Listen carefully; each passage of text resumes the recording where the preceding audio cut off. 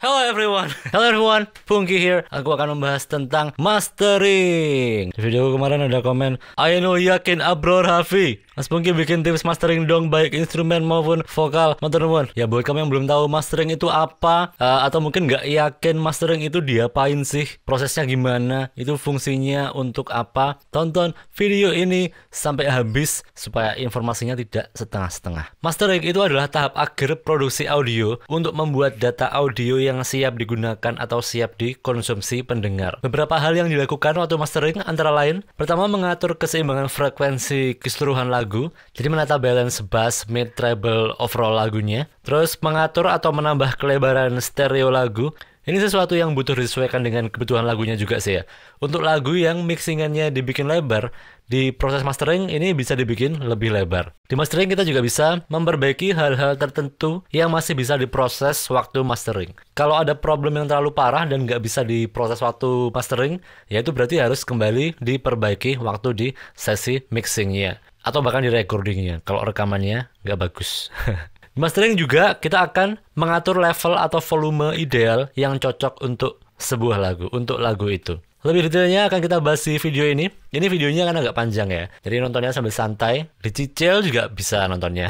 Pertama, beberapa fungsi mastering. Fungsi mastering, kenapa lagu kita harus di mastering itu? Pertama adalah untuk mengeset lagu yang kita bikin supaya bisa di-play di berbagai sound system, di-play di speaker, headphone yang berbeda-beda dengan enak. Kalau kita bikin musik gitu, misal kita pakai speaker dan pakai headphone yang mungkin spesifikasinya kurang memadai, atau mungkin karena faktor ruangan dan karena faktor persepsi kita, itu mungkin membuat kita tidak bisa mendengar keseimbangan frekuensi bass, mid, dan treble-nya dengan baik, dan itu mungkin bisa bikin mixingan kita agak nggak balance. Nah, proses mastering itu bisa memberi sentuhan akhir untuk menentukan balance itu supaya dicari mana yang tengah-tengah yang kira-kira di-play di speaker mahal enak, di-play di speaker murah enak, di-play di speaker yang soundstage-nya lebar enak. Di proses mastering bisa dicari di tune supaya lebih balance dan lebih enak di-play di berbagai sound system.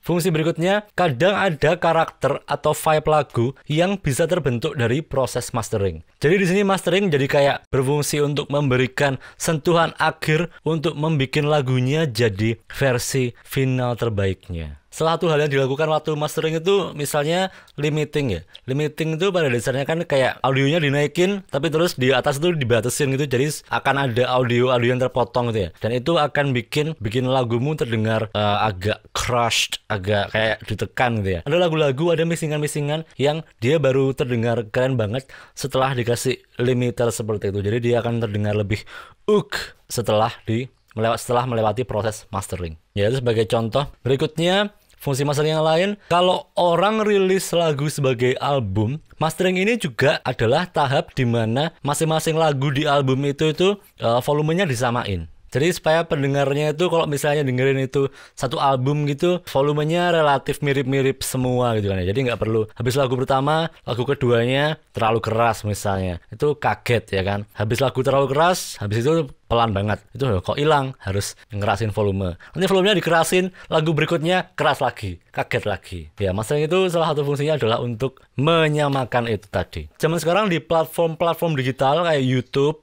Spotify, iTunes, itu mereka melakukan penyamaan volume itu secara otomatis. Itu nanti akan kita bahas lebih jauh waktu bahas loudness alias kekerasan. Kekerasannya bukan kekerasan berantem ya, kekerasan seberapa kencang. Kencangnya bukan kencang, aku kok garing banget ya. Ya, kencangnya juga bukan kencang tempo, kencangnya adalah seberapa keras ini musiknya.